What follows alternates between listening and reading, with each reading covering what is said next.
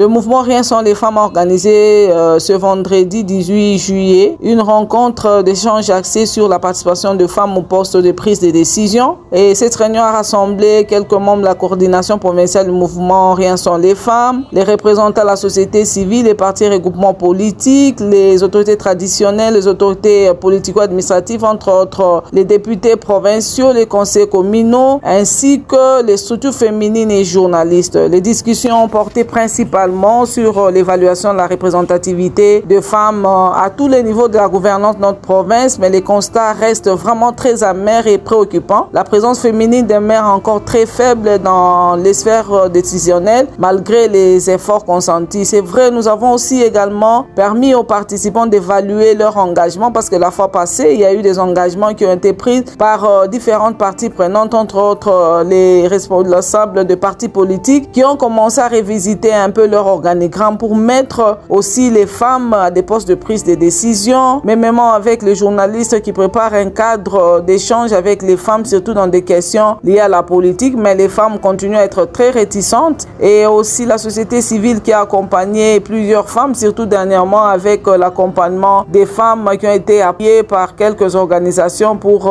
leur promotion et leur visibilité. Nous avons aussi évalué les engagements des autorités traditionnelles qui ont commencé à encourager les femmes de leur chefferie, de leur groupement ainsi que village pour commencer à s'intéresser à la vie politique. Et profitant de cette rencontre, le département a également analysé la circulaire récente émise par le ministère de l'Éducation nationale relative de maintien à l'école des filles enceintes. Ce qui est vrai, les avis ont été partagés, mais il est important de retenir que ces filles dont il est question sont des victimes de violences basées sur le genre. On ne doit pas l'oublier et qu'il faut protéger et garantir un avenir radieux de ces filles. Cependant, les participants ont relevé quand même certaines limites de cette circulaire, d'autant plus qu'elle ne donne pas beaucoup de détails sur les filles concernées par ces documents. C'est ainsi que quelques recommandations ont été formulées à l'occasion de cette rencontre. D'abord, si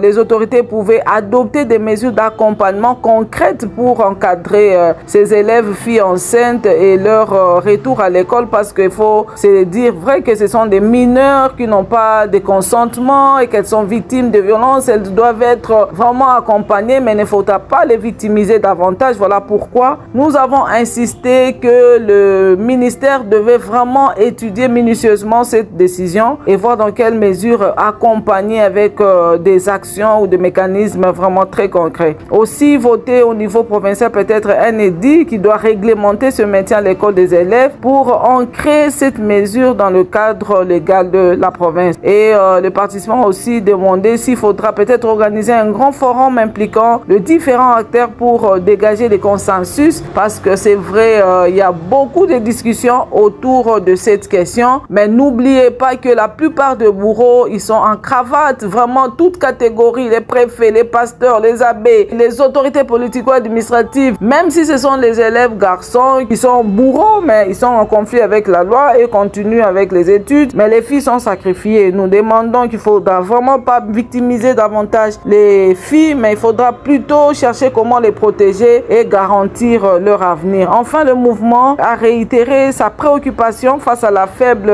participation des femmes aux instances de prise de décision. Il appelle encore les autorités politico-administratives, les acteurs politiques, la société civile à harmoniser vraiment l'environnement sociopolitique pour favoriser une meilleure inclusion de femmes dans les instances de gouvernance et aussi de développement dans notre province.